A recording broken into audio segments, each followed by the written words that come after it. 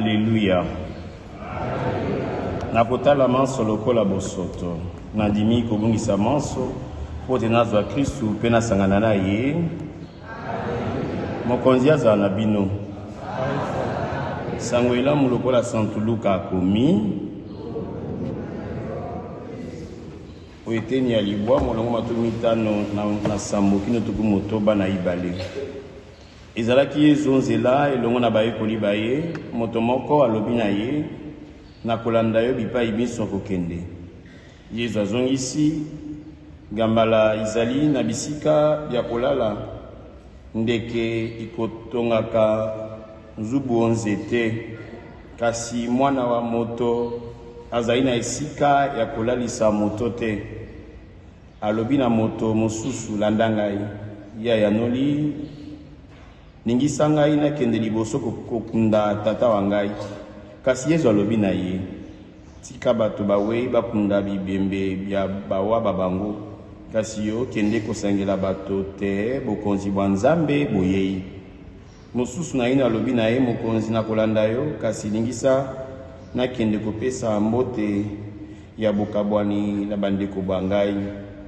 Yesu azongisi moto ati maboko mosala mpe atali lisusu nsima abongi na bokonzi bwa Nzambe te. Lokumu na yo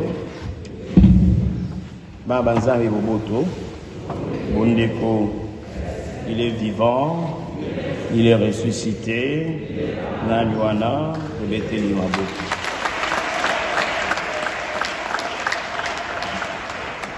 Ngola Saint Dominique, prêtre, qui était d'ailleurs un chanoine, Pape Innocent III, déjà en 1206, a kopesa musala ya kokende kosangela sangoela mumingi penza na mboka Toulouse. Esika mateya malamu te ezalaki mwa ba hérésie po ete asangela bato azongisa bato na kati ya ecclesia. Akoloba te une manière ya kozongisa bato na kati ya ecclesia ezali kosangela bango sangoelamu pe ko vivre cet évangile, être de témoin de l'évangile. Comme je l'ai toujours dit, lorsque nous écoutons la parole de Dieu, c'est pour devenir une page de l'évangile pour ya bandeko babiso. Comme appelle nkasa ya sangoelamu pour ya bandeko basusu. Pour moi babiso et comme un témoignage ya sangoelamu. Bamba nzai boboto. Pena mokolo mwa lelo, on a beaucoup plus besoin ya baeba ko sangela na ndakisa ya bango. De par leur exemple, ndakisa ya biso ekoma elembo ya kobenda ba Kristu ya kobongolisa ba Kristu motema. Ezalele ya biso to bato ko mono biso toza ko na besoin ko ganga te. Toza besoin ko fungola monoko mabiso te, mais ndenge tozali ko vivre, ndenge tozali ko se comporter, ndenge tozali ko va na bandeko, ezali déjà témoignage monene, ezali déjà évangélisation monene. Pour bango bazali na ordre des prêcheurs, ordre des mendiants, puis après so moyeba bango na kibobola bakozwa mosolo, pour ko salisa babola, ko salisa bato. Ça c'est vraiment une pointe très importante plutôt Nzambe. L'évangile ne suffit pas tout simplement de le parler, de le proclamer en parole, mais il faut que, en proclamant cet évangile, bisona yango, tout comme appelle motomoko. Ezaka makamuka ko lobate pa lobate, motona moto bisika to zwami na masanga babiso. Deux fois, et lobate kota la taka ate banganga Nzambe. Non, chacun de nous écoute la parole de Dieu. Chacun de nous, parce que nous sommes chrétiens, de par notre baptême. D'ailleurs, tant aux ali, amen. Na baptisimo, tant que au cours de baptême, qu'est-ce qu'on faisait? Bako benisa biso monoko. Pour banini tout sangla sangoela malam. Bako benisa matoi mabiso to salini. Toyoka sangoela malam. Baba zai boboto. Toyoka yango noki, pe to sangela yango. Et bako tia biso kisima esante pour être koma ba prophète.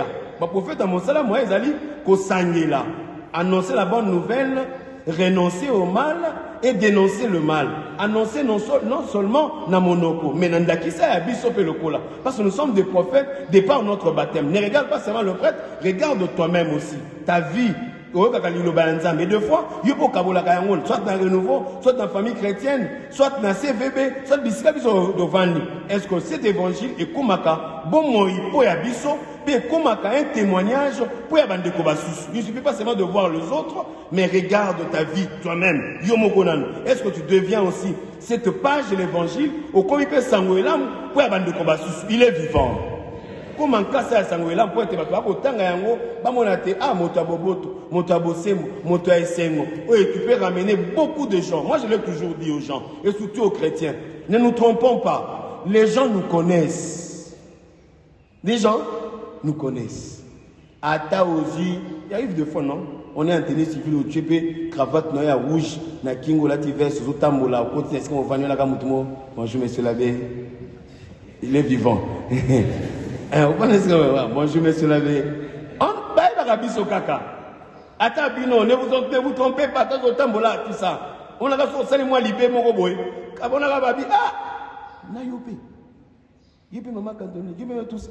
Oui, bien gandé. Baïbi. Alors ne nous trompons pas. Bisca Trovana, Madame Dozo Loba, Madame Dozo Sala. Les gens nous connaissent. On n'a même pas besoin de Yaouéba, ou la tili liputa maman catholique, ou la tité.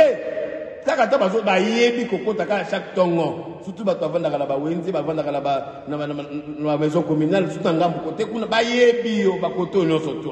Ne vous trompez pas. Alors notre manière de vivre doit être vraiment un témoignage de l'évangile. Yango moni yango pe nani simple la koloba yango. Na koloba la bino makambo oya maile mangaite, mais ko tangila bino Christu oya wei asie kwa zali na bomoy. Parler de Jésus. Avoir l'évangélisation, c'est de parler de Jésus, donner Jésus aux autres. Copé sabato yes.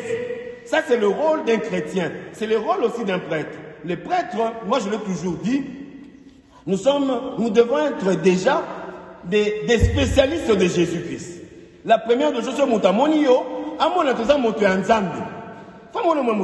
Et nous, comment nous avons Moutouanzambi, avant d'être distributeur d'argent, de soutenir Batoazo, ben là, oui, on ne refuse pas qu'on sait ça va là, mais on doit être d'abord, nous, chrétiens, des spécialistes de Jésus-Christ. Amen. Il est vivant.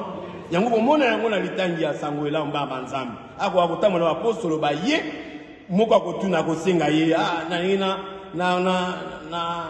na koma na yo na landa yo mais la ça même pas la moto même pas gambela ça na sika kolala mais moi na moto ça na sika moko te anya rappeler l'unité même ceux qui okolanda ngai enlever les makanisiate.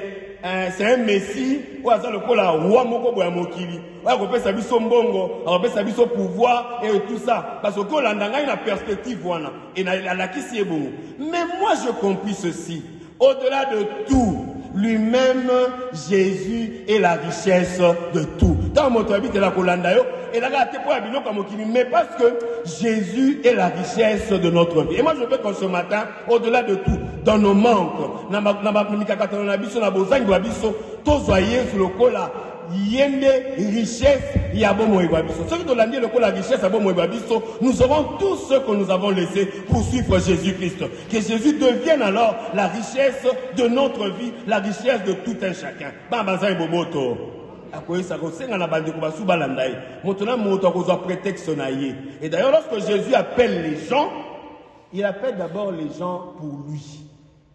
Retenez-le bien. Lorsque Jésus t'appelle dans une fonction, dans un service au sein de l'église, c'est d'abord pour lui, pour être avec lui, être en communion avec lui. Et la deuxième des choses, pour t'envoyer en mission. Lorsqu'il appelle les apôtres, c'est d'abord pour que tu il nous appelle prêtre pour que tous allons nous battre. Et nous demande d'ailleurs d'être disponible. Tout ce qui est, tout ça c'est bien, mais sois d'abord disponible pour Jésus-Christ, pour son évangile, pour ton engagement. Et des fois nous avons les engagements et nous prenons toujours entre les griffes par Banzambe. Balibi. Ah, la zan, il kama tala. Musala Nzambe et souffrir te. Ponayo. Tikete musala Nzambe et kende liboso.